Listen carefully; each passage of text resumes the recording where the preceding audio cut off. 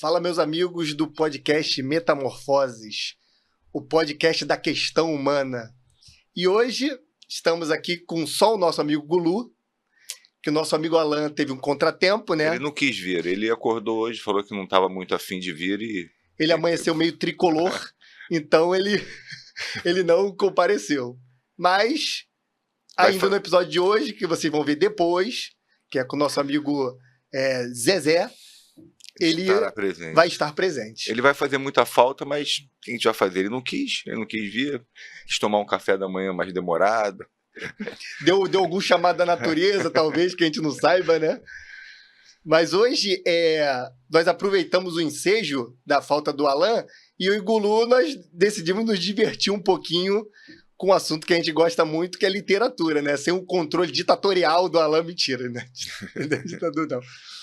E como a gente já estava muito tempo falando sobre assuntos profissionais, assuntos que envolvem a educação física, a fisioterapia, a gente resolveu dar uma quebrada, fazendo uma introdução de um livro que todo mundo deve ler, ou deveria ler. É um livro importantíssimo para a formação humana, para te formar como ser, e abrir a sua mente, que era o livro inicial que abria a mente do jovem grego. Esse livro aqui que eu trouxe é a Ilíada. Vocês já devem ter ouvido falar bastante. Eu trouxe na tradução do Manuel Dorico Mendes, que é a tradução mais difícil que tem, do século XIX, 1800 e alguma coisa. E o que eu trouxe isso? Aparentemente, as pessoas elas têm um medo de entrar na literatura porque acham difícil, acham que não vão entender.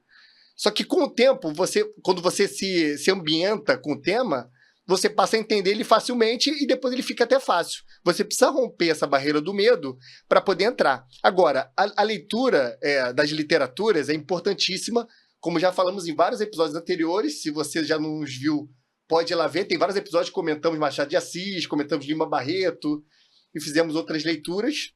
Até o Gulu tem um episódio do Diálogo de Platão, que é o dos... Apologia de Sócrates. Apologia de Sócrates, que é um diálogo até meio literário, que é simples, não é tão difícil. Pequenininho o livro. Pequeno, dá para claro ler. Que a profundidade o cara precisa... Mas você consegue ler no final de semana tranquilamente. É claro que você precisa reler depois, porque realmente é muito denso. Mas uma leitura fácil, né? Uma leitura tranquila. Sim. Uma leitura bem tranquila de fazer. Esse livro, gente, ele era o livro de cabeceira do Alexandre o Grande. Como tiveram vários imperadores e reis que era a Bíblia, o livro de cabeceira, antes do advento da Bíblia, eles precisavam de um livro com algumas teses morais e éticas para tangenciar a atitude do homem, né? Então, ele andava com a Ilíada porque era o símbolo dele, era o mito que ele seguia, os exemplos que ele seguia. Ele queria se tornar um herói, tanto quanto Aquiles, Agamenon. Então, ele andava com a Ilíada e tinha como preceptor o Aristóteles, que o ajudava a interpretar, que andava com ele, dava vários ensinamentos. Então, todo grande homem, ele precisa de um livro para tangenciar o seu comportamento ético-moral. Se você não tem nenhum, eu acho que é bom procurar, e no atual momento é a Bíblia. Não a Ilíada. Não a Ilíada. Deixa eu fazer só um igarapézinho aqui, fazer uma saída, porque é o seguinte, realmente, né, é um livro de mais de 1000 páginas, né? Mais de 1000 páginas. Então, realmente assusta, né? É um livro que não tem uma leitura tão fácil, né, de ser feita. Então, o que a gente estava comentando aqui, né? Acho que uma coisa importante colocar na cabeça, Amoroso, é que a leitura nem sempre ela vai ser uma coisa relaxante, né? Uma coisa que você... Eu mesmo tinha esse bloqueio, né? E achava que ao ler eu teria que ficar totalmente relaxado. E eu vejo que a leitura, a maioria das vezes, ainda mais quando você vai ter um assunto que é mais pesado, né, mais denso, é mais ou menos como você fazer um exercício, uma academia. Você tem que colocar um esforço ali, né, de atenção, de construção de raciocínio, você vê o que o autor está querendo te passar. Então, assim, ao mesmo tempo que estou fazendo esse comentário, porque senão as pessoas, vou lá, vou ler ali, vou passar o tempo. Não é um passatempo. A não ser que você pegue toma tempo.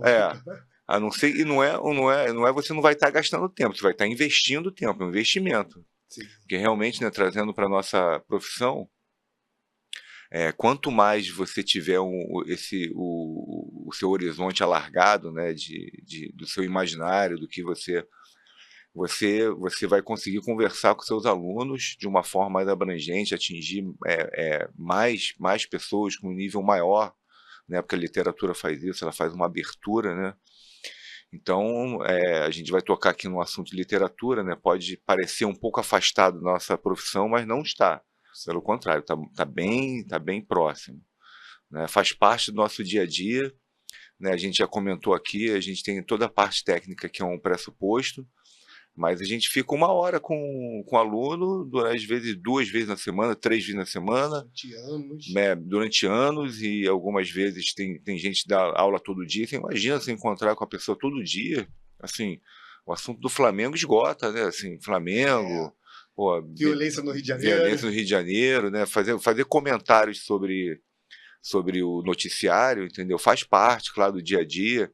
Também não estou falando aqui que você tem que ser, né, aquele que fica até um pouco chato, né? Aquela coisa de você sempre ter que ter um assunto profundo, uma coisa, uma literatura, uma filosofia. Não é isso, gente. A gente vai mesclando a coisa toda, mas é importante ter repertório. Sim. Tem que ter repertório, senão você vai ficar na coisa do noticiário. Porra, o trânsito na linha vermelha, o metanol, né? Você vai falando assim, pô, e o metanol não sei o que lá, pô. Se esgota em 20 minutos de uma aula só. Isso aí faz parte, é interessante, mas, pô, né, a gente está aqui, né, um dos nossos principais intuitos é justamente alargar esse consciente do imaginário. Sim. E talvez, não sei se vocês sabem ou não saibam, mas muito das nossas rejeições por parte do aluno, da forma que ele age com a gente, tem a ver com a visão que ele tem sobre a gente. Nós já partimos de uma visão inferiorizada de começo, né? Tanto que já vários alunos meus falaram, Carlos, por que tu não faz medicina? Vários. Porque fala assim, você está numa posição inferior que você não deveria estar, por ser professor de educação física, por isso você deveria fazer medicina. Isso já tá implícito ali, é obviamente implícito. Que você, pela tua posição, pela tua cultura, pelo que você sabe, você não era para ser o profissional de educação física, por ser uma profissão inferior, basicamente, ao médico. E hoje em dia é muito comum, né? Você vai em lojas, em qualquer lugar, restaurantes, falam muito da experiência, né? Que você lá que não é só o comer. Pós-venda, experiência. Que não é só você vai no restaurante, não é só o prato, né? Tem toda a questão da iluminação, da decoração, não sei o quê. Eles falam, é uma experiência, a loja também tem cheiro, tem, né? Faz um monte de coisa para você realmente ter uma experiência. Então, como a gente está na academia, a gente vai, às vezes, na casa do aluno, a gente não vai levar um cenário, né? A gente não vai levar uma essência para borrifar lá, mas a nossa presença é uma experiência. Sim. É uma experiência que faz parte, que a pessoa, toda vez que ela vai, né, tá com a aula marcada lá, ela inconscientemente ela fala assim, vou ter uma aula com Carlos Amoroso. Entendeu? E ao longo do tempo, já sabe como que vai ser a dinâmica da aula, né? Sim. E aí, é o que a gente estava falando, cara, assim, essa abertura, esse alargamento do teu consciente, do imaginário, do que você pode falar, até onde você pode levar o assunto, como que você vai desenrolar os assuntos que a pessoa vai colocar ali, seja uma coisa pessoal, ou um livro que ela leu, um filme que ela assistiu, né? E você vai fazer um comentário num filme, você vai, mesmo que você não tenha visto, mas que ela esteja te contando, quanto mais repertório você tiver, você vai conseguir fazer perguntas, fazer comentários, não ficar no só, né? Não, sim, E você vai ser mais comunicativo na hora do noticiário, que você escutou a notícia X. Então, assim, é legal refletir sobre isso, porque isso faz muita diferença como você lida com o seu aluno ali, como que você, né, a tua escuta, né, e o que você fala, né, faz muita diferença. Então, faz diferença para manter o aluno a longo prazo e para poder atingir alunos de nível maior. Porque eu tenho alunos que são gente que tem muito dinheiro, mas é underground, não aparece nas coisas e tudo. E essas pessoas normalmente priorizam muito a cultura e tende a ter um preconceito muito grande com pessoas que não têm aquele nível. Não tem jeito, né? Para você ir quebrando as bolhas, você tem que... E normalmente, cara, você só com dinheiro, por exemplo, você não quebra certas bolhas. Mas um intelectual, uma pessoa com cultura, ela consegue atingir até a máxima bolha. Você vê a seguinte coisa que aconteceu na Inglaterra, né? O David Beckham foi botar os filhos dele na escola lá de nobres, onde os filhos dos nobres estudam, gente do dinheiro antigo, gente de família que rastreia até o século X, IX. Aí os pais fizeram um abaixo-assinado para retirar os filhos de Beckham da escola, porque não tinham nível para estar com eles ali. Porque ele ganha dinheiro novo de futebol, apesar dele ser multimilionário, um cara se veste muito bem, um cara até apresentável, fala bem, mas não é o suficiente para eles. Agora, se você pega um grande... O cara veio da pobreza. Ele ascendeu intelectualmente, virou professor de Oxford, não sei. Ele vai ser chamado para dentro dessas famílias para ser preceptor do filho do outro, vai ser chamado para reuniões que querem ouvir o intelectual. O único que pode romper a barreira da miséria até a Rainha Elizabeth, que já morreu, até o Príncipe Charlie, é o intelectual. É o único cara que consegue romper as barreiras sociais e voltar da ralé até o alto, é o intelectual. E assim, a gente está falando sobre isso, né? A gente está falando conceitualmente da importância. E é difícil a gente dar um exemplo, né? Porque a gente está falando assim, pô, alargue o teu consciente do imaginário. Isso é muito conceitual, né? Você fala assim, cara... Então, assim, em algum episódio que eu já dei esse exemplo, eu vou dar de novo, porque, assim, é difícil você dar um exemplo prático realmente do que aconteceu. Só que aconteceu uma vez comigo, que, assim, foi inesperado. Eu estava... um aluno que ele era muito muito receoso assim na questão de aumentar a carga, tem aquele conceito de que quanto mais carga vai ser maior o risco de você se lesionar. Sim. E eu via que era difícil aumentar a carga dele, eu sabia que poderia aumentar, mas estava ali. E eu fui conversando com ele, e aí de repente me deu um clique que eu falei assim, cara, eu vou falar sobre eu perguntei para ele, né, sobre aquele livro Antifrágil do Taleb. E assim, para ilustrar o exemplo, né, a gente estava conversando sobre o músculo, né, e aí rapidinho, porque o livro ele é grande, mas ele pode ser explicado rapidamente, né, então assim, ele é o conceito de frágil, resistente e antifrágil. Né? Então, você pode classificar qualquer objeto, e isso serve muito para a gente, para a pessoa, né, para a gente, o objetivo é a gente tentar ser um antifrágil, né. Então é muito simples, assim, você pega o que é o frágil, né, você pega um celular, joga ele no chão de uma certa altura, ele vai quebrar. Sim. Né? Então ele é frágil de certa forma, né?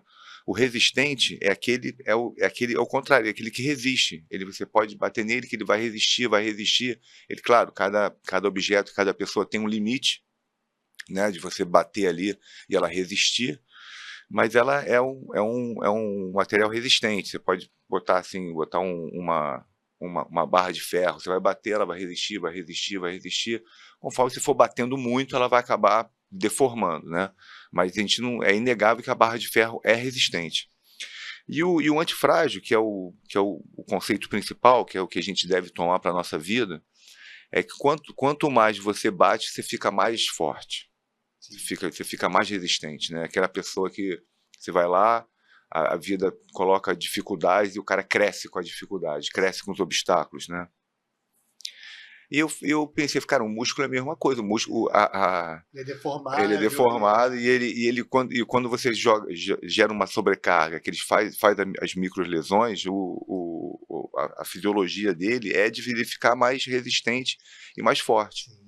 E aí eu perguntei para ele, você leu esse livro do antifrágil? Cara, pô, li, não sei o quê. Boa. Aí eu falei assim, então, o músculo é antifrágil. Aí ele, cara, o olho dele brilhou assim, e ele conseguiu entender, né, que a gente precisava dar um pouquinho de sobrecarga ali, de fazer essa... Eu expliquei para ele, né, que ia ser uma coisa paulatina, que eu não ia aumentar, né, 100% a carga, 150% que a gente ia fazer. Então, assim, você vê que foi um artifício que eu usei, né, que oriundo da literatura, em que eu consegui fazer uma explicação, fazer um simbolismo, né, para ele poder entender melhor, e isso aí faz uma diferença.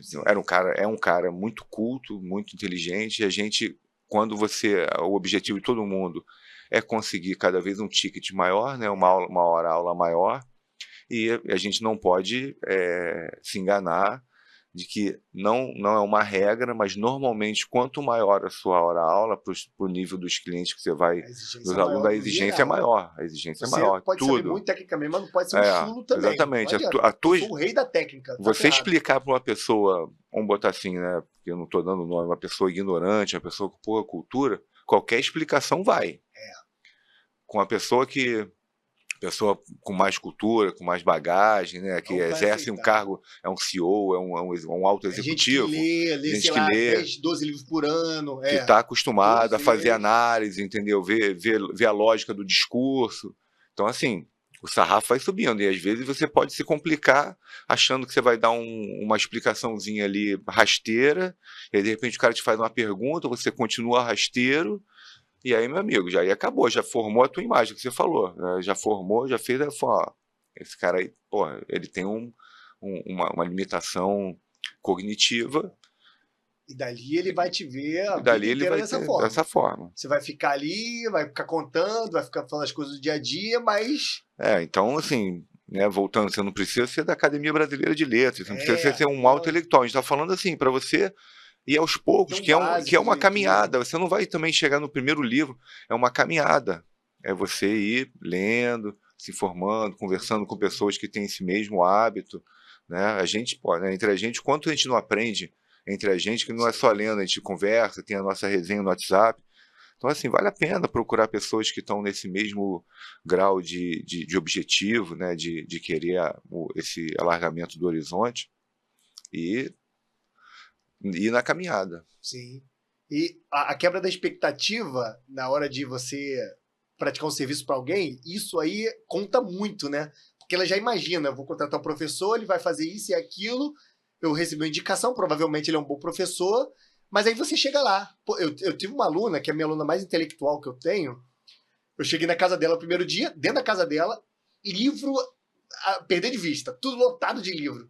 Eu falei, essa aí, ó, vou me dar bem, né, com ela. Vai ser amiga. Aí tá. Fomos pra primeira aula. Ela é uma pessoa muito falante, extrovertida, acho que tem um TDAH também, ela é toda elétrica. Aí, primeira aula, calada. Fez lá, não queria falar nada. Aí, fazendo a primeira aula caladinha. Ficou um tempo, sei lá, umas 2, 3 semanas. Eu falava um assunto, ela parava. Porque ela já imaginava. Ela tem pouca paciência com pessoas de baixa cultura. Então, ela domina pessoas de baixa cultura, ela quer dar uma ordem e você obedece ao estereótipo. É porque isso vai traumatizando a pessoa vai ficar sem paciência. Com gente chula, provavelmente sabe bem disso, né? Pô, a gente vai perdendo paciência, né? Tá bom. Você não quer conversar, ou você veste uma máscara social para tentar se introjetar ali e tal na zoeira, mas não é necessariamente você. Você quer ser você ainda, mas quando você contrata um serviço, tu não vai querer ficar agradando. Pô, quem tá de prática de serviço, né? Aí faz lá uns assuntos e tal, aí pouco. Aí teve um determinado momento, não lembro qual assunto, que eu comentei dos livros. Você tem tal livro ali, eu vi que você tem uma edição rara ali do Don Quixote, uma edição antiga ali, eu tô vendo que tem gravuras do Gustavo Doré. Aí ela começou pô, eu já li e tal, pô, eu gosto do Don Quixote. Você já leu? Sabe aquele... começou a quebrar. Você já leu aquele... Isso que eu não quero pra vocês. Tanto que eu não quero que vocês passem por esse tipo de coisa, porque o aluno vai te ver como um chulo. O ideal é que você não seja. Não precisa ler essa merda aqui. Isso aqui é o chefão. Isso aqui é mais difícil do que os Lusíadas. Então, isso aqui é o chefão do chefão do chefão. Dá pau nos Lusíadas em dificuldade. Eu vou deixar isso fácil, mas você vai ver que isso aqui é o ápice. Tu chegou a isso aqui, fez uma análise sintática, conseguiu entender a troca de ordem, de oração e tudo, oração subordinada, tu já tá tranquilo. Mas eu fui lá no máximo para mostrar para vocês que não é absurdo, para vocês conseguirem entrar lá no mínimo. No Machado de Assis, no Contozinho, A Mão e a Luva, no Teoria do Medalhão, nas coisinhas assim mais básicas. Mas ela... você já leu? Já. Aí, com o tempo, fui quebrando, né? Fui conversando, fui entrando. Aí, quando eu falei que eu estudava latim, aí que ela caiu para trás. É mesmo. Aí comecei a falar, ela viu que eu não era um conversa fiada. Aí, já estamos anos juntos. Ela começou uma vez na semana, foi para 2, agora tá 3. Muito provavelmente por isso. Senão não ia aumentar, não ia me aturar. Porque ela é uma pessoa sem paciência, uma pessoa com muita cultura. A mulher fala francês fluente, inglês fluente, ela faz aula de francês, de inglês, de italiano. Ela não ia me aturar. Eu não ia ter paciência comigo. Talvez ficasse uma vez na semana até hoje. É porque tem gente, cara, assim, não é fazendo juízo de valor, mas tem gente que não quer, cara, não gosta. Não quer fazer um resumo do noticiário, não quer falar sobre futebol, não quer falar sobre restaurante. Ainda mais Assim. mulheres. Sim, tem gente ou se às vezes quer falar, quer ser educado ali, fala um pouquinho, mas assim, e aí fica sem assunto, fica uma aula estritamente técnica, e aí, assim, bom, isso é de cada um, né, assim. Sim. E é aquilo, o aluno vai começar com você 1, 2 vezes na semana, talvez, não sei, dependendo. Ela tende a aumentar quando a estada contigo for prazerosa. Mesmo que você seja muito bom, se vocês dois ficarem calados, ali taciturnos, ali, sem falar nada com o outro, ela vai falar, cara, eu vou aumentar mais uma pra ficar nessa hora calada. Ela não vai querer aumentar, tem que ser uma coisa, um ambiente agradável, que ela se sinta bem. Uma coisa que a gente tem que sempre pensar, a gente já comentou aqui, que assim, no mínimo, assim, às vezes existe, né, um personal que você dá uma vez por semana, é difícil, né, a pessoa, às vezes você dá uma aula na segunda-feira, ele vai reproduzindo aquilo sozinho, mas é difícil, eu já tive, mas não tenho hoje em dia, no mínimo 2, né. Sim. Então você colocar em média aí 8 horas por mês com a pessoa, reflete quem que você fica 8 horas por mês com a pessoa, assim, conversando, porque assim, às vezes, claro que quando você vai, esposa, marido, isso tudo, acaba fazendo, mas se eu for botar assim, conversando, só os dois, né? Porque às vezes com filhos, se você for pensar bem, você conversando com a tua mulher ou com o seu marido, conversando mesmo 8 horas por mês. Fica quase. Entendeu? É assim, nem todo mundo. Eu tô falando assim, eu saio com a minha esposa, nós dois, então a gente tem o costume de estar junto, de conversar. Mas assim, eu sei que eu sei que na correria, com filho e tudo, assim, cara, não é trivial. Não é trivial você ficar 8 horas. A pessoa tem que te aturar e você aturar ela, né? Então, assim, botando para 3 dias na semana, já vai para 12, entendeu? E aí, sim, eu sei que profissional, você não tem o teu médico, você não fica 8 horas por mês. Às vezes você passa meses sem, né? Graças a Deus, né? Sinal que você está bem. Psicólogo também não, às vezes pode ter num momento de crise você fazer 2 vezes na semana, ali, entendeu? Mas o normal é uma vez por semana, depois passar para 15 em 15. Então, assim, não tem profissional com esse volume de contato de horas que nós temos. Intimidade, até muitas vezes com o tempo. Que nós temos. A fisioterapia, por exemplo, daí são casos pontuais, e mesmo assim a fisioterapia não permite tanto que você fale como no personal. Eu sei disso muito bem, que você está ali fazendo, está mobilizando. Você está mobilizando, você fica muito focado na coisa, e aí, está incomodando, não está? Como é que está? Não sei o quê. Então, sobra pouco tempo para você realmente conversar, uma coisa mais técnica. Sim. Essa minha aluna, que é mais intelectual, ela já comprou, ela não sabe mexer na internet, eu já comprei uns mais de 20 livros para ela e mandava para casa dela direto. Aí eu vi um livro de Shakespeare, A Influência da Bíblia em Shakespeare, que lançou agora. Eu acompanho muito o mercado editorial, eu tô sempre atualizado, né? Aí eu mandei para ela, falei, isso aqui é a tua cara, porque ela faz aula de Shakespeare. Ela faz aula de inglês, francês, gramática do inglês, faz italiano sozinha, faz aula de Machado de Assis e Shakespeare. Olha essa mulher. Aí eu mandei pra ela, caraca, vou querer comprar. Quanto é que é? Eu falei, tanto. Comprei pra mim. Aí eu comprei na hora, ela levou pro grupo dela de estudo de Shakespeare. Tem um professor que é da PUC, juiz, várias pessoas de alto nível. Aí ela, gente, olha esse livro aqui. Que maneiro, o professor não conhecia. O professor de Shakespeare não conhecia, o professor da PUC. Cara, não conhecia esse livro e tal. Todo mundo, cara, que legal e tudo. Tinha gente mais católica no grupo. Falou, porra, se interessou absurdamente. Vou comprar. Como é que tu descobriu esse livro? Pô, meu personal que me indicou. Todo mundo, como assim? Não sei o quê. Como assim teu personal? Falou, não. Aí ela, pra já quebrar a expectativa, falou, não, ele estuda grego e latim sozinho. Aí pra galera já aceitar. E você vê que as pessoas se assustam quando falam meu personal. E assim, a gente tem, assim, não é, eu sinceramente eu não vejo demérito nenhum, assim, é a realidade como entendeu? Então assim, aí é mais uma coisa pra gente ter. Ninguém é obrigado, eu acho que é um diferencial, né? Eu acho que a gente não precisa ficar revoltado, não precisa ficar chateado, nada disso não, mas a gente só precisa entender que existe esse estereótipo muito bem marcado É, de que o personal é uma pessoa mais rasinha, mais ali, mais tosquinha, sim. entendeu? Que está muito preocupada com o corpo, entendeu? Então nós temos esse É aquela estereótipo, coisa entendeu? cartesiana do corpo e a É, mente, o cara é forte, é burro, exatamente. A besteira. gente não precisa se revoltar. Apenas se você conseguir sair um pouco desse estereótipo, você você vai. Eu também tive uma aluna minha que ela tinha aula de literatura e a gente sempre, e ela, como ela gosta de literatura, de filosofia, a gente conversava muito nas aulas sobre isso. E ela começava a falar, falava alguns comentários meus pro professor dela de literatura, o cara ficava puto, meu. Mas quem Porra, falou isso? Não, foi o meu personal. Teu personal? E o cara ia assim, é e ele escroto. não disfarçou, não. E ele ficava mais puto ainda, que ela me chamava, às vezes, com o nome do professor de filosofia, de literatura, e chamava ele com o meu nome. Porra, meu Aí o irmão. cara, puto, Aí, tipo que? assim, Tá me confundindo. eu cagava e andava quando ela trocava, e ele ficava desesperado. Mas, porra, você vai ficar me chamando com o nome do seu personal? Até um dia ela até deu um fora nela. Falei assim, ó, literatura você realmente é muito culto, mas ó, eu acho que filosofia ele entende mais do que você. Caralho, meu irmão. Caraca, Putz, ficou grila, pra ela ficou puta. morrer.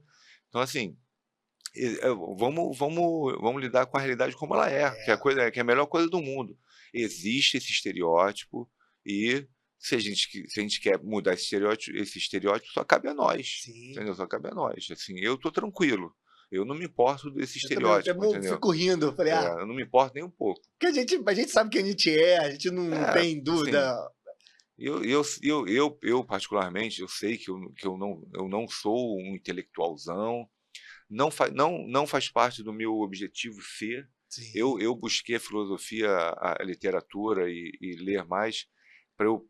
Pra estar num Pra, patamar não, humano e de pra, básico e de assim, entendimento. não, e tem uma frase da Grécia Antiga, né, que era uma pergunta, que era um questionamento, né, assim, qual a vida que vale a pena ser vivida, Sim. entendeu? Então, assim, eu acho que tudo isso me ajudou muito a viver uma vida melhor. É. Então, tudo que eu busco de conhecimento é para que eu viva uma vida melhor com a minha esposa, meus Sim. filhos, meus amigos, meus alunos, eu comigo É um mesmo. pendor à família, um pendor. É um autoconhecimento, você se conhece melhor. E aquilo que eu sempre falo, assim, se você for basear e pautar tudo que você quer conhecer e você quer interagir com a realidade, com a sua vida, com o que você viveu, fica muito limitado, porque a sua vida própria, particular, é limitada. Sim. Você nasceu em um lugar específico, num país específico, num bairro específico, uma família específica, tudo teu específico é teu.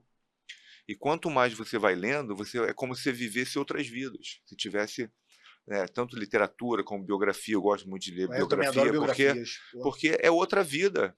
Você tá vivendo, entre aspas, outras vidas. Sim.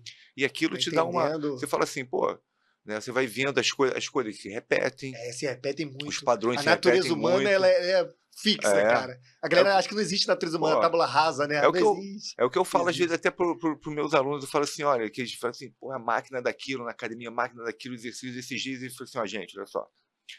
Os movimentos articulares, né, a artrocinemática, É é limitada, não tem até limitada, ali. ela não varia tanto, entendeu? Assim, não tem tantas variações. Você vai lá ver os movimentos do Tu não ombro, vai do fazer um quadril. É, 360 com o quadril. exatamente, entendeu? Então, assim, você vê no exercício tem uma gama finita, mas pô, parece até infinita, né? De exercício, mas, cara, tá tudo dentro do escopo ali Sim. que as coisas vão se repetindo. Vão se repetindo. A gente conhece e fala assim, pô, o cara tá fazendo exercício tal.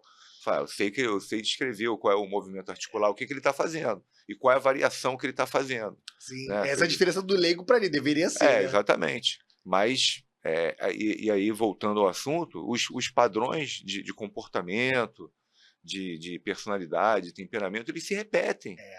E aí você vai lendo um livro, vai vendo a biografia, vai conversando com pessoas, aí você consegue, falar assim, cara, você consegue ter uma visão melhor do mundo. Aquela coisa, eu estava falando com o Alan numa daquelas resenhas, falou assim, a realidade, ela nos parece caótica, Sim. né? Mas ela não é. Ela não é. Até deu o exemplo, assim, É verdade. o cosmos, Tem né, que é padrões. uma palavra polissêmica, né, Sim. no grego, uma das, dos como é que se diz, do que a palavra quer dizer, é ordem. Né? Os gregos viam muito como o cosmos como um ordenamento. Então, essas leituras, essas conversas com pessoas que têm o mesmo objetivo, elas conseguem te mostrar que essa forma caótica que nos parece à primeira vista, ela tem muita ordem. Sim. Ela tem muita ordem.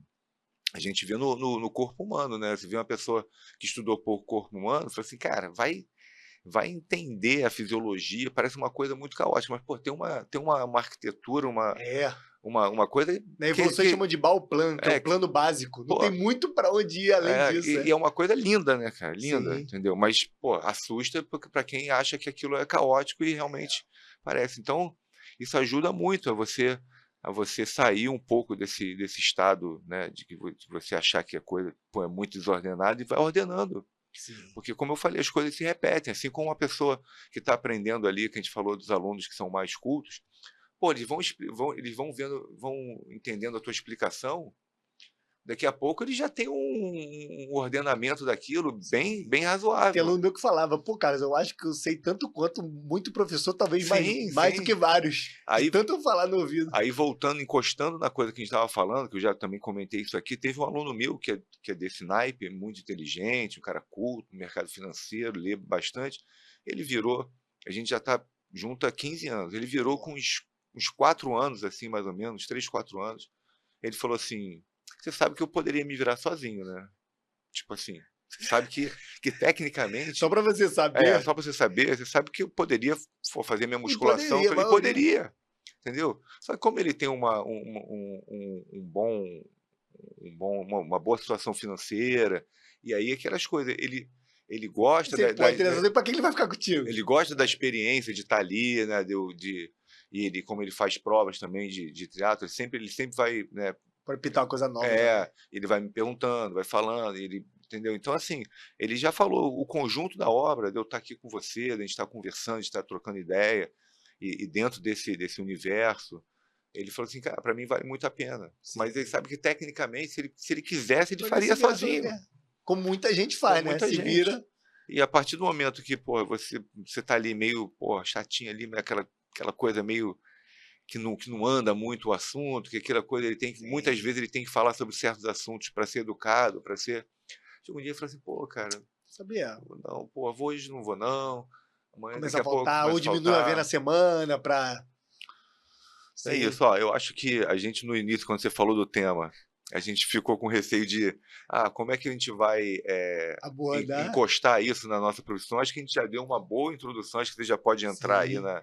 Abordamos bem, né? Agora o Amoroso, vamos assim, a gente foi estamos meio numa introdução que não foi rapidinha, né?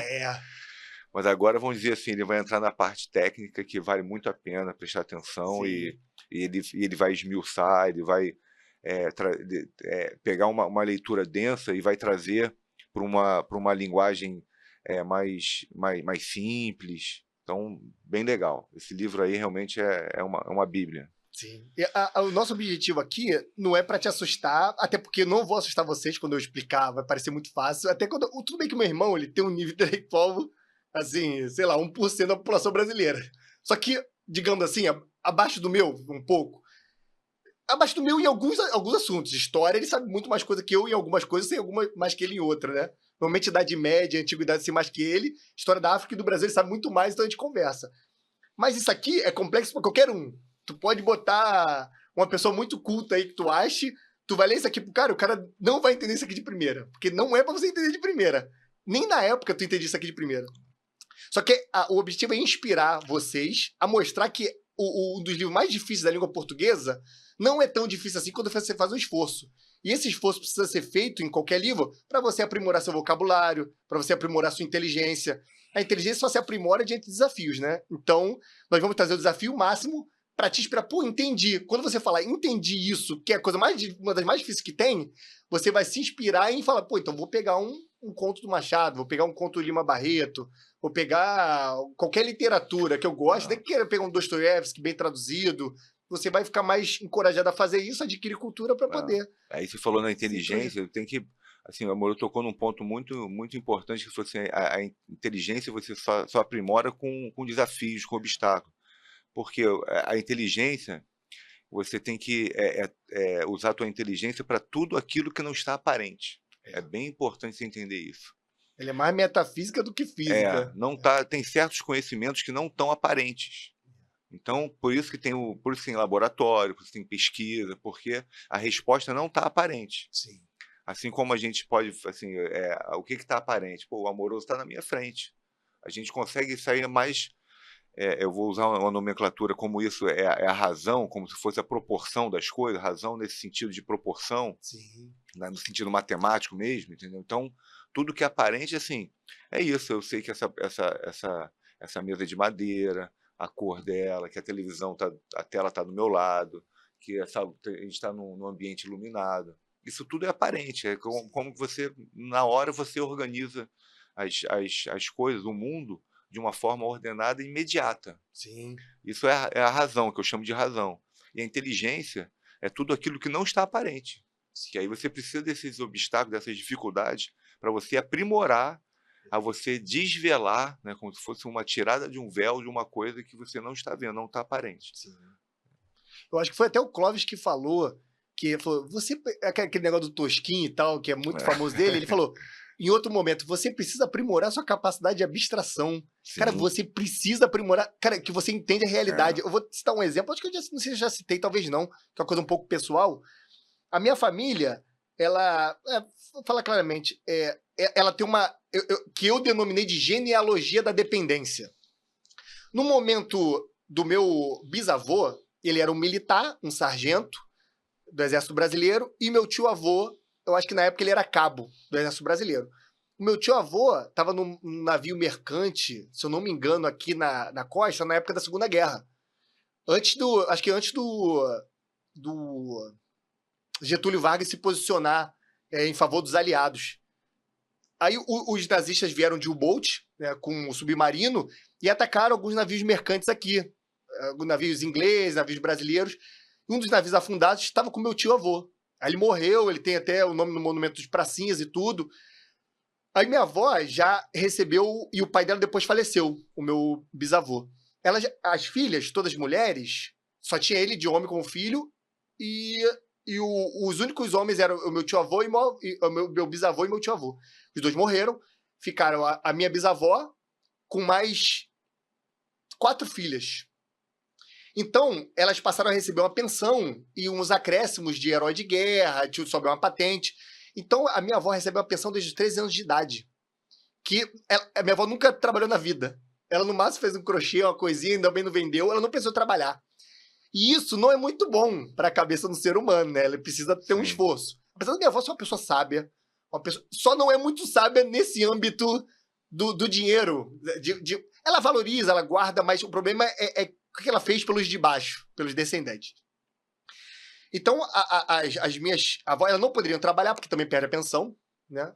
Então, elas ou trabalhavam formalmente ou não trabalhavam. A vida toda, desde novas, né? Então, a minha avó, ela teve 2 filhos, minha mãe e meu tio. Aí, dali, ela começou a querer ajudar, como o dinheiro dela veio fácil, ela quis proporcionar uma coisa melhor. Então, foi criando Aí, isso foi até os netos. Essas 4 irmãs, uma faleceu. Quando você vê aqui, debaixo delas, tem todos os filhos, que todos, direto ou indiretamente, dependeram dessas pensões.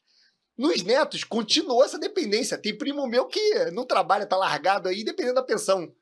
Quando a avó morreu, o cara ficou ao léu. Isso, familiares meus próximos, quase todos os meus primos ali, ficavam catando a pensão, dependendo. Minha mãe me dá, minha mãe me faz. Isso criou aí o que eu chamei de genealogia da dependência. Aí eu contei pro meu pai essa minha teoria. Falei, cara, o grande problema da nossa família, pelo lado de mãe, foi quando as pessoas militares entraram. Se elas não entrassem, talvez eu fui o único que saí, até por vê-la. Como eu a vi, eu saí dela. Porque eu também, mais novo, achava que não, tá tranquilo. Eu não vou passar fome, nunca vou passar problema. Pensão alta, relativamente alta. Não tão alta, mas relativamente alta. Não tem problema. Se tem um problema, eu vou na minha avó, fico lá, não preciso fazer nada pra ninguém. Não vou trabalhar, minha avó vai me dar dinheiro. Não vou passar fome, vou ter cama, vou ter ar-condicionado, vou ter tudo. Então, isso, na mente da pessoa, não é muito bom. Sim. Por eu ver isso, eu me retirei da genealogia da dependência e fui o único dos primos que prosperei, assim, razoavelmente. Porque eu vi essa dependência... Por quê? Capacidade de abstração. Eu falei, cara, Ah. todos meus primos têm uma... Todos são da mesma vertente política, você pode imaginar qual é, né? Pra querer essa dependência toda, né? Todos são mesquinhos, todos acham que o pai e a mãe devem dá-los coisas, acham que até depois de velho, meu pai não me deu, minha avó não me deu, não sei o quê, tem que me dar dinheiro mesmo, meu pai tem que pagar meu plano de saúde, meu pai tem... eu acho que meu pai tem que pagar nada pra mim, pelo contrário, agora eu que Claro, tenho que pagar lógico. coisas pra ele. Eu sou o único de todos esses primos que tem essa mentalidade. Não saqueadora, não dependente. É uma alma saqueadora, né? Ah. Ele quer tomar o que é dos outros, acha que o pai e mãe têm obrigações, que eu acho isso terrível. Eu, pelo contrário, hoje eu ajudo meu pai, minha mãe, meu irmão, porque eu acho que eu tenho obrigação. Isso muito em função dessa falta de abstração de você conseguir. Exatamente. Isso que a gente tá A pessoa falando. não consegue enxergar. Às vezes ela é até bom intencional, meus filhos É são boas porque pessoas, não são más pessoas.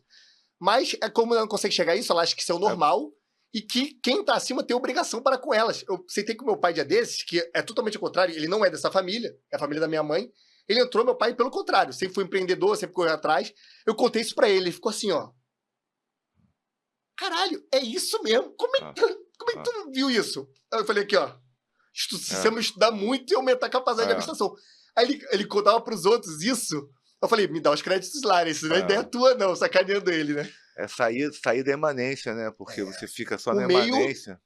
Aí se eu fosse no meio dos caras, se eu fosse pelo meio, pura e simplesmente, eu ia estar introjetado A ali. falta de transcendência é isso, de abstração é isso. É você ficar na emanência, que você fica sempre nas emoções e nos afetos. Sim. E aí você fica para isso, você é jogado para lá e para Todos os cá. primos estão nessa baixa. Você tá sentindo alguma coisa, tá com o emocional, o seu afetivo de uma forma, você vem para cá, daqui a pouco o seu emocional, porque é constitutivo das emoções e dos afetos serem fragmentados, porque né, se a gente for botar numa coisa mais superficial assim, uma hora tá calor, uma hora tá frio, o que você tá sentindo. Você vai sendo levado. Você tá com raiva, você tá feliz, você tá triste, tá alegre, tá não sei o quê, tá com dor de barriga, tá se sentindo muito bem. Então você vai sendo levado por essa emanência, por essa coisa animalesca no final das contas, porque não tem nada de mais, porque nós temos uma parte animal mesmo, biológica, fisiológica, uma coisa que né, bem parecida, aquela coisa assim que a genética fala que nós somos parecidos com o chimpanzé, né? Acho que são 90 e poucos por cento. 98. Aí, assim, aquela história, esse comentário não é nem meu, né? Mas assim, o que isso quer dizer quando fala que a genética nos diz que nós somos parecidos 90 e poucos anos? Quer dizer que a genética não serve para ser uma referência. Sim. Porque, pô, olha só o que esses, vamos supor que seja 96%. Olha só o que esses 4% de diferença faz. Esse salto, né? Assim, o dia que o homem na lua e o cara que quebrando pedra. O dia que o chimpanzé escrevia a Ilíada, entendeu? O dia que o chimpanzé fizer uma sinfonia né, de Bach, de Beethoven, o dia que o chimpanzé fizer uma obra de arte, como de vários pintores aí que tivemos, sim, você vê que é um ponto da abstração em diante. É muita coisa, cara. Esses 4% que vamos botar isso como uma abstração, né? Sim. Como são 4%. Inteligência metafísica. Metafísica, assim, olha só o que isso proporciona. Dá muito, assim, esses 96%, esse 96% fica assim, quase que uma coisa, assim, uma besteira. Essa igualdade é um mero detalhe. Sim. Perto do que a gente vê, o que acontece na prática. Sim. E é claro que para poder também sair do meio, você precisa de uma questão ética e moral, para poder se posicionar de uma forma que, mesmo que seja um pouco mais difícil para você, seja uma forma mais correta. Sim, sim. Eu poderia estar mais relaxado, né? Ah, não, pô. Só que a forma mais correta é eu reconhecer o que meus pais fizeram e se compadecer com uma realidade do meu irmão e ajudá-los por isso, né? Sim, não é abstração pela abstração, é abstração... Com um esteio moral que tem que ter, ético, moral, e o meu é o judaico-cristão, não sei o seu. Sim, mas da maioria das pessoas, isso aí não tem como... as pessoas podem espernear, mas... Ainda mais que no Ocidente fica... Essa nossa construção do Ocidente, da filosofia grega, do direito romano, do cristianismo, não tem como você fugir. Sim. Você vai estar nisso de uma forma ou de outra, de um lado ou de outro. Querendo ou não, quando você fala o que é certo, as pessoas falam assim, aquela coisa do certo e errado, não tem certo e errado, não tem verdade. Até você ter um filho, que você vai ter que dizer pro teu filho que é certo e errado. Você tem que dizer. Você não pode chegar para ele. Imagina como é que você educa uma pessoa, fala assim, não, olha, Depende. Você quer fazer isso? Pode fazer, meu filho. Você não quer escovar o dente? Porque não tem certo e errado. Não escova o dente, não. É. Faz, pô, passa a perna nos teus amigos, seja um cara... Entendeu? Você vai ser obrigado a falar o que é certo e errado para ele. Da onde vem isso? Desses pilares que a gente acabou de falar. Exatamente. A filosofia grega, a busca da Bom, verdade. amoroso, ó, daqui a pouco o Alan Vamos tá lá, aí, cara. daqui a pouco acaba a aula. Acaba a aula. Acaba o episódio, eu não li. Bom, o que eu vou fazer? Eu vou ler de forma corrida até o ponto que eu vou parar e depois eu vou voltar comentando, que eu acho que é a forma mais fácil. Porque se eu já ler e comentar, vai ficar muito fragmentado, vocês não vão entender nem a continuidade. Esse trecho que eu vou ler, eu tenho ele memorizado, mas eu prefiro ler para ficar uma coisa mais pausada e tudo, né? Bom, vamos lá. É o primeiro canto, começo, é a invocação, até o momento em que o Aquiles vai lá reunir a galera, né? Depois de contar a problemática inicial, né? A invocação da deusa e o canto subsequente. Vocês provavelmente vão entender nada nesse começo, vão entender pouca coisa, mas quando eu explicar, isso vai ficar bem claro. Ele usou linguagem arcaica, usou neologismo, usou grequicismo, né? Trouxe para o grego as construções frasais, e isso que dá dificuldade. É engraçado que a maioria das pessoas elas não gostam desse livro e falam mal.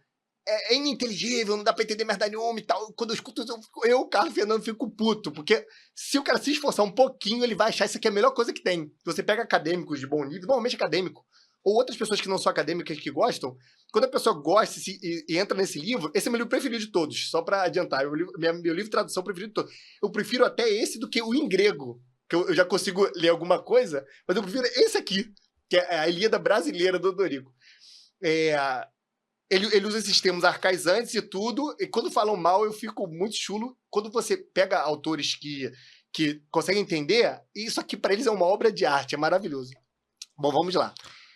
Canta-me, ó deusa, do peleio Aquiles, a ira tenaz que, lutuosa aos gregos, verdes no orco, lançou 1000 fortes almas. Corpos de heróis, a cães e abutres pasto. Lei foi de Jove, em rixa ao discordarem, o de homem-chefe e o mirmidon divino. Nume há que os malquistasse? O que o Supremo teve em Latona, infenso, um letal morbo, no campo ateia. O povo perecia, só porque o rei desacatara crises, com ricos dons remir viera filha, aos alados baixéis. Nas mãos o cetro, e a do certeiro Apolo ínfula sacra. Ora, e aos irmãos potentes mais se humilha. Atridas, vós aqueus de fina greva, raso muro Priâmio, assim regresso. Vos dê infeliz do Olimpo os moradores, peço a minha Criseida, eis seu resgate. Reverentes a prole do tonante, ao longe vibrador, soltai minha filha, que aceita o preço esplêndido se acate. O sacerdote, murmuraram todos, mas despruve a Agamenon, que o doesta espelhe duro. Aí ele diz, em cerco as naus bojudas, não me apareças mais, quer ouses, velho, deter-te ou retornar. Nem áureo cetro, nem ínfula do Deus que te valha, nunca a libertarei. Até que envelheça, fora da pátria, em meu palácio em Argos, a urdir-me teias e a compor meu leito. Sai, não me irrites, se te queres salvo. Taciturno, o ancião treme e obedece. Busca as do mar flutussonantes praias, ao que pariu pulcri como a latona. Afastando-se, impreca. Arcitenente, ouves-me em teu, que tênedos enfreias. Crisa proteges e adivina Sila. Se de festões colguei teu santuário, se de cabras e touros, coxas pingo estiei queimado, compraze-me os desejos, atira os teus, meu choro, os danãos paguem. Febo, a tais preces, arque aljava cruza, do vértice do céu baixa iracundo, vem semelhante à noite, e a cada passo tine-lhe ao ombro as frechas, ante a frota suspenso, a farpa do carcaz descaixa, terrível o arco argênteo está lhes une, moles primeiramente a cães e a mulos, depois com vira acerba ataca os homens, de cadáveres sempre arder fogueiras. As tropas, dias 9 asseteadas. No 10º, as convida e ajunta Aquiles, inspiração da bracinívia Juno, que seus danãos morrer cuidosa via. Quer dizer... não, quer dizer não. Primeiro, deixa eu falar o seguinte. É assustador. Eu já li esse livro uma vez só, estava até comentando com ele, porque é um livro que você tem que ler mais de uma vez. Eu já li uma vez. sei do que o livro, né? Sei da história, do que quer dizer. E, assim, eu não entendi porra nenhuma. E olha o teu nível. Porra, eu não E é entendi. mesmo pra não entender. Eu não entendi porra nenhuma, entendeu? Então, assim, o Amoroso, realmente, como ele já leu algumas vezes, Vários e é várias o livro vezes. preferido dele. Então, assim, eu teria que ler mais umas 3 vezes Vi as isso paráfrases do aí, lado. para eu poder entender. Olha que eu já li, hein? Então, assim, vai ser realmente um belo trabalho do Amoroso conseguir explicar Interpretar isso aqui de forma chula. E eu vou. isso que ele acabou de ler. Então, só assim, porque às vezes a pessoa fala assim, pô, eu sou burro pra que eu não entendi nada. Não, você não Não, é burro. Não, ninguém é não, burro ao é. ler isso aqui. Ninguém entende. Então vamos lá, Amoroso, faz essa obra de arte aí, que é essa tradução, Maravilhosa, né? que é quase outra língua. É quase outra língua, isso é verdade. Vamos à primeira linha. Canta-me, ó deusa do peleio Aquiles. Ele fala, canta-me, canta a mim. Ou seja, dai-me o canto para mim, para eu cantar aos povos, né? Canta-me, ó deusa. Quem é a deusa? É Calíope. É a musa que inspira os cantos épicos. É uma musa específica para isso. Tem 9 musas na mitologia grega. Cada musa é de uma coisa. Uma musa das artes, uma musa da pintura, uma musa da poesia lírica, uma musa da poesia épica. E a Calíope é a deusa musa da poesia épica. Então, eles tinham a humildade, na época, tanto pessoas religiosas têm a humildade a Deus, de não falar que ele é orgulhoso, ele criou, foi inspiração de Deus. Deus me deu as armas para eu conseguir interpretar e entender as coisas. Se você ler São Tomás de Aquino, você vê isso, É né? uma maneira humilde e religiosa Exatamente. de... Já era a época, por isso que os gregos são os gregos, né? Eles eram humildes de falar. O Homero virou, pô, eu não sei criar isso aqui. Como é que eu vou criar isso aqui? Que em grego também é uma coisa maravilhosa. Ele, deusa, me fale, cante a mim, que para eu poder entrar isso na minha mente e eu conseguir explicar para as pessoas que eu não tenho essa capacidade. É uma humildade excelente. Quando você vai na Grécia, que você já vai na Eneida do Virgílio, já tem menos humildade. Já é diferente, ele já começa o canto, fui eu que criei, já começa ali o decaimento, né? Aí ele pede, canta-me, ó deusa, canta a mim, Calíope, deusa, do Peleio Aquiles. O que é Peleio Aquiles? Peleu é o pai de Aquiles. Então, Peleu Aquiles é Aquiles do Peleu, do pai chamado Peleu. O nome do meu pai é Fernando, eu sou Carlos. É como se fosse Fernando e Carlos. Carlos do Fernando, que é o pai dele. É igual no inglês, por exemplo, em inglês não, dos vikings, né?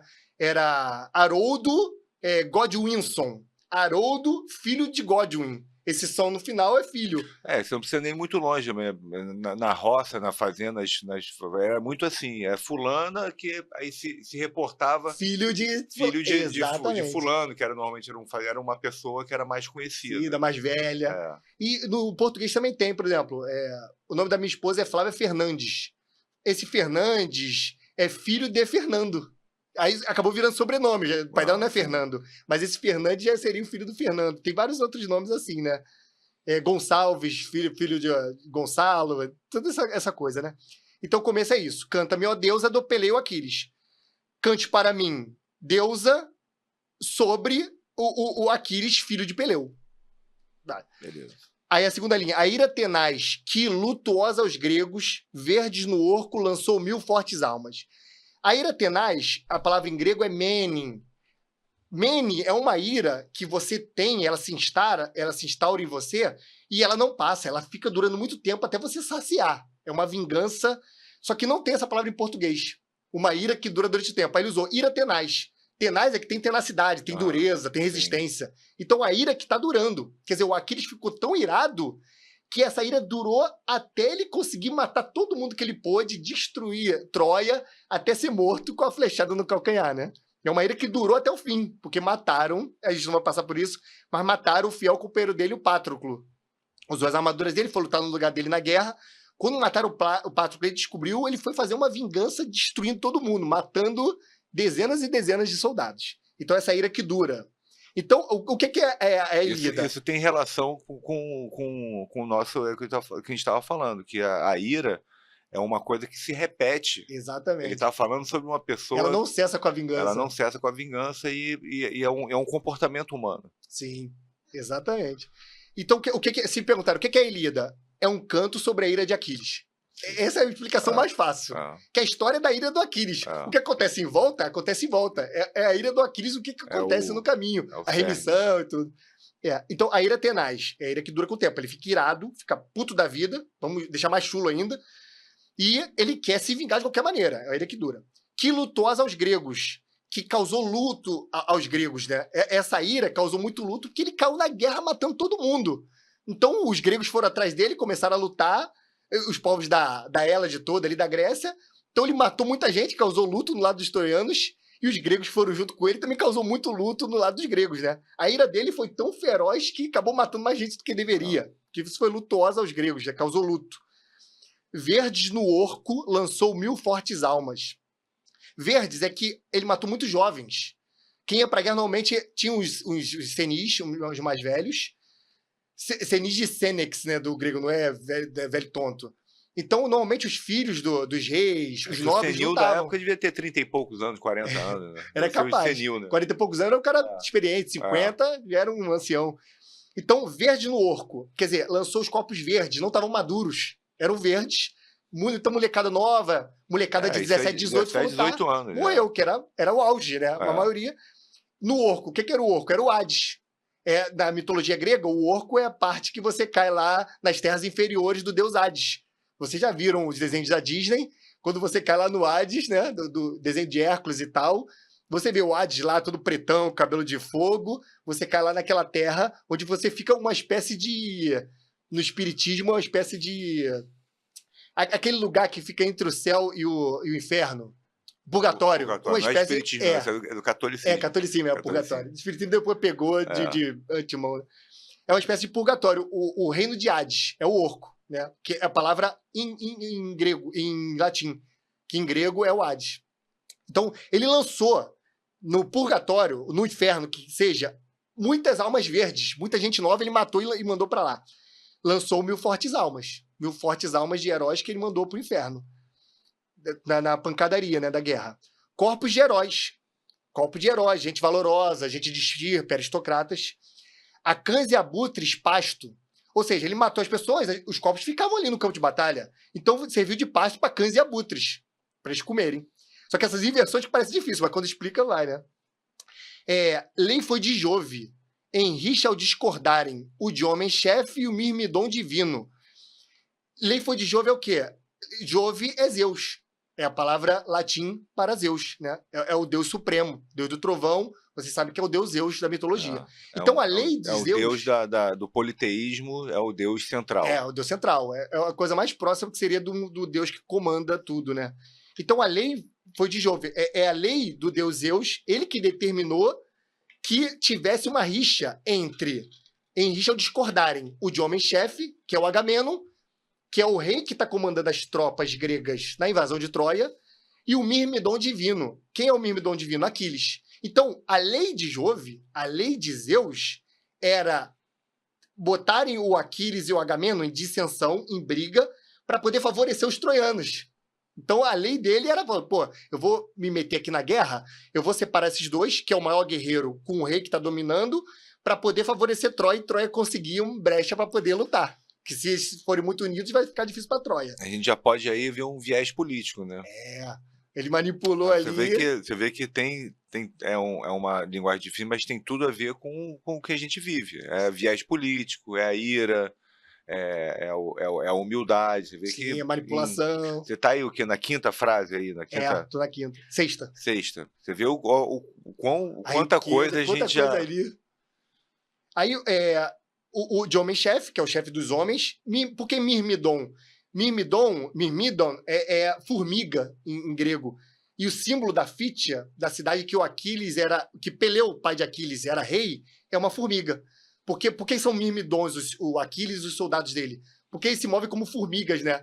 Eles entram em grupos grandes e quando for ver, eles lutam tão bem que eles conseguem dominar uma parte do enxame deles, da capacidade de resiliente das formigas.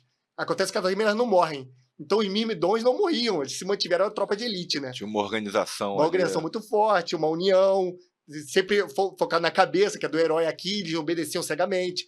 É tipo os 300 de Esparta, os Mirmidons da época, né?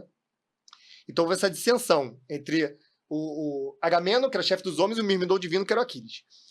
Aí a pergunta, nume Aquios malquistasse, o que é um nume? É um deus. Na palavra da latina é Deus, um nume. Aí ele pergunta, nume Aquios malquistasse há um deus que não gosta deles? Parece muito difícil, mas não é, né?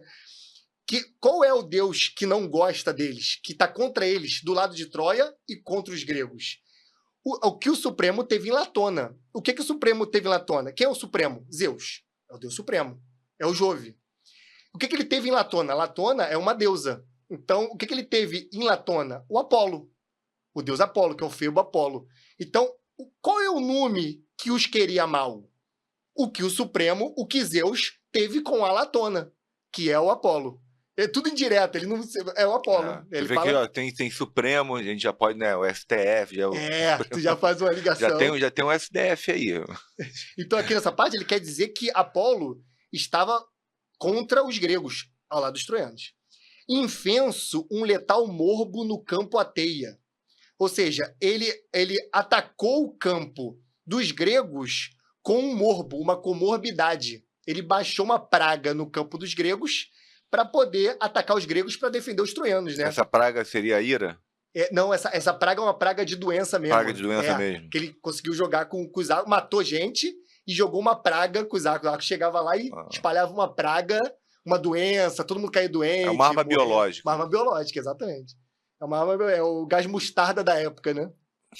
Então, infenso é atacar, lançar um letal morbo no campo dos gregos, né?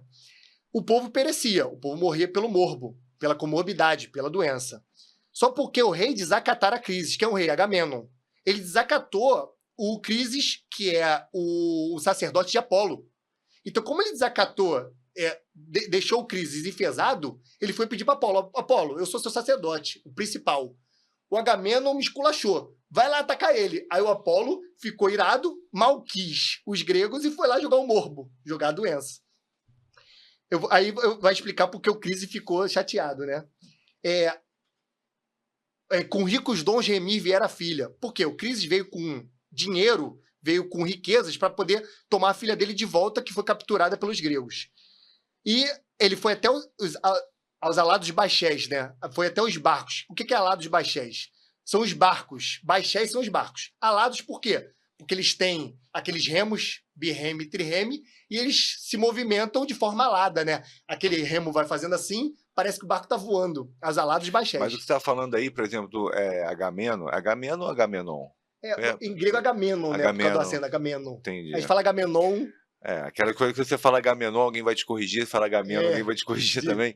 Mas você vê que isso que você está falando, você vê que já tem um viés de política e visceral. Ó, fez isso comigo, então, pô, eu sou o seu principal sacerdote. Você vê que isso aí é natureza humana, né, cara? Sim. Natureza humana, assim... Sempre acontece, desde antes. Desde antes. Você vê que isso aí é o que? 800 anos de Cristo, né? A Ilíada, por aí. Né? Por aí. Você vê. É o que acontece hoje. O ser humano não muda, não tem novo homem soviético, não tem tabula rasa. Do Supremo. Você vai lá no Supremo porque você quer defender a tua posição. Sim. Então, assim, já tem essa coisa visceral, de ira, né? Sim. As parábolas da Bíblia, eles têm essa função. Você lê as parábolas para você pegar os exemplos e usar na sua vida. É o que o pastor prega. É uma linguagem simbólica. Exatamente. Essa linguagem da Ilíada é uma linguagem simbólica. Isso provavelmente não aconteceu de uma forma diferente. Só que isso aqui é linguagem simbólica para as pessoas usarem na vida delas e terem como exemplo. Para o povo ter um exemplo ético e moral. Que o símbolo ele é um lugar, uma matriz de conhecimento. Né? É a melhor forma de explicar. Assim como a Bíblia, a melhor forma é por parábolas. Se explicar direto, Jesus veio e salvou. Não, tem que explicar. Explica, faz uma história, conta uma história que aí você... Sim. Que é o que leva as pessoas para as igrejas evangélicas, o cara conta a história, serve para tua vida. Uma palavra te toca, que não tem a ver com a tua vida, é uma parábola de Jesus. Isso ele mexe com o teu inconsciente. Sim, exatamente. É a mesma função disso aqui. Aí o Crises, o sacerdote de Apolo, veio com ricos dons, veio com riqueza, com presentes, para remir a filha, para pegar a filha de volta, que tinha sido sequestrada pelo Agamenon quando eles invadiram as cidades em volta de Troia. Eles atacaram várias cidades em volta antes de cercar a cidade principal. E ele sequestrou a filha do Crises. Aí o Crises veio com a recompensa, ó, toma esse dinheiro e devolve minha filha. Que é essa parte, com ricos Dom Remi vierá a filha. E ele, aos alados Baxés, ele foi até os barcos dos gregos. Tô cuspindo pra caralho, tá inundando o livro. Tinha que botar um plástico aí por cima. Aí um plástico. Ou então aquele negócio de dentista. Põe aquele cachimbo. A cânula. Puta merda. Eu vou molhar o livro. Aí ele foi lá com a riqueza até os barcos dos gregos para pegar a filha de volta que foi sequestrada. Ele chegou lá nas mãos do cetro, com o cetro na mão, e a do certeiro Apolo ínfula sacra. Ele, como era sacerdote de Apolo, ele chegou... O que é ínfula sacra? Ínfula é aquele cordão de guirlandas que eles usavam, que usam no Natal, que é um símbolo pagão. A guirlanda com várias flores é um símbolo de Apolo, né? Ele usa para mostrar que ele é sacerdote. Vinha com cetro, e a do certeiro Apolo, certeiro por quê? Ele é o flechador. Ele tem um arco e flecha, ele é certeiro. Ínfula sacra, aquela guirlanda que é sacramentada ao Deus. Ora, e aos irmãos potentes mais se humilha. Ele fala com eles, ora, oralmente, né? Ele não reza, ele oralmente fala. E aos irmãos potentes. Quem são os irmãos potentes? Menelau e Agamenon. Agamenon, rei dos gregos, Menelau, irmão do Agamenon. E Menelau era marido de Helena, que foi sequestrada pelos troianos. Vocês conhecem Helena de Troia, quase todo mundo conhece. O marido é o Menelau, que é o irmão do Agamenon. Sequestraram a mulher dele e foi lá resgatar. Então ele fala aos irmãos, Agamenon e Menelau. Aos irmãos potentes. Potentes por quê? Poderosos. Mas se humilha. Atridas. Por que Atridas? Assim como Peleu, Aquiles, Atridas, filhos de Atreu. Atridas, ou seja, filhos de Atreu, que é o pai desses dois sujeitos, que era o antigo rei principal da Hélade, né, da Grécia. Vós, aqueus, de fina greva. Aí, para elogiar, para dar uma puxada no saco, né? Aqueus eram os gregos, do lado das ilhas, não do lado de Troia. Do lado de Troia são os troianos, é outro povo. Aqui, os aqueus é do lado da Grécia, do lado das ilhas, do lado de Atenas, do lado de cá. De fina greva. O que é a greva? É a caneleira. Aquela caneleira como armadura. Aí, caneleira, já tem a ver com... Futebol, aí. Futebol. Não, é caneleira de ginástica também. Exatamente, caneleira para tu fazer exercício. Aqui é o de fina greva. Por que a fina greva? Porque a greva com ouro, a greva bonita, aquilo chamava atenção. Aí ele foi puxar o saco. Vós aqui é o de fina greva. Raso o muro Priâmio, que é Primo, o rei de Troia. Então, o muro vai ser raso por quê? Ele vai ser destruído. Raso o muro Priâmio, ou seja, vocês vão destruir o muro de Troia. O muro de Príamo, que é o rei de Troia. Assim regresso, vos dei feliz do Olimpo os moradores. Eu desejo a vocês que o regresso, depois de destruir o muro Priâmio para a Grécia, seja um excelente regresso. Vos dei um feliz regresso do Olimpo os moradores. Os deuses do Olimpo, Zeus, Apolo, Hera, então, deem um feliz regresso para vocês, depois que vocês destruírem Troia. Peço a minha Criseida, peço a minha filha Criseida que vocês sequestraram. Eis seu resgate, toma o dinheiro. Reverência à prole do tonante, ao longe vibrador, soltai minha filha. Vocês que são reverentes, vocês prestam reverência, cultuam a prole do tonante, que é o tonante Zeus. É tonante porque ele faz o barulho. Tonitruar é o barulho do trovão. É o trovão na linguagem grega e latina. Então, prole do tonante quem é? Apolo. É uma da prole do tonante. E ele é a sacerdote de Apolo. Vocês que são reverentes, a prole do tonante, inclusive Apolo, né? A prole de Zeus, inclusive Apolo, ao longe vibrador, é que vibra ao longe. Ele atira o arco, então ele vibra, ele ataca ao longe. Soltai minha filha. Então, se vocês são reverentes aos deuses, a Apolo, que eu sou sacerdote, solta minha filha. Em nome de Apolo. Já que não é meu nome, você não tem respeito pela população daqui, respeitem pelo menos a Apolo. Aí a galera fala que aceita o preço esplêndido se acate. O sacerdote murmuraram todos. As pessoas viram aquela grana e falaram, pô, vamos aceitar, né? Porque essa grana aí é muito boa, pode poder comprar umas armaduras, umas coisas. E foi aceito o preço esplêndido. A galera queria aceitar. Mas o Agamemnon não queria devolver a mulher, não. Ele sequestrou, tomou a mulher como concubina e não vou devolver. Aí ele fala, mas desapruve Agamemnon. Ele não aprovou o negócio, ele desaprovou. Que o doesta, né, o xinga, o rebaixa e expele duro, fala com dureza. Em cerco a naus bojudas, em cerco, naus são os barcos, bojuda é porque são barcos grandes. Em cerco aos meus barcos, não apareças mais. Ou seja, não vem até mim, não vem até meu barco, não quero saber de você. Não me apareças mais. Queroses velho, porque o Cris era velho, né? Você tá dando uma acelerada aí? Pra poder... É porque, olha só, eu não sei, Você quer chegar até o final? Não vou chegar até o final, não. Vou chegar só até aqui. Então vai, porque a gente tem que dar uma amarrada, que o Alan não quis vir, mas ele já tá gritando ali fora, né? Dá pra escutar o rumburinho dele. Já tá ali. Tá ali gritando. Vou fechar esse trecho do sacerdote e a gente mata. Aí ele fala, não chega a minhas naus, eu não quero saber de você aqui. Aí ele, não me apareças mais, quer ouses velho, deter-te ou retornar. Ou seja, se você usar ficar ou voltar, nem áureo cetro, nem o cetro de ouro do Deus, nem a ínfula do Deus que te valha, nem por você usar o cetro, ser sacerdote de Apolo, nem a guirlanda vai te salvar, que eu não quero saber se você é sacerdote ou não. Eu vou te matar se você continuar aqui enchendo meu saco.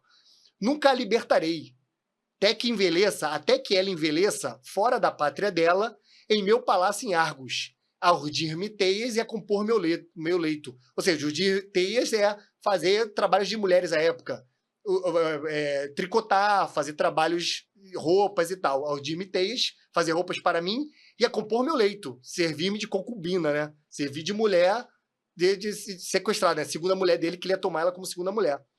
Sai, não me irrites, se te queres salvo. Ele enxota o Crises, não quer dar filha para ele e manda o velho embora. Se ele continuar ali, ele vai matá-lo.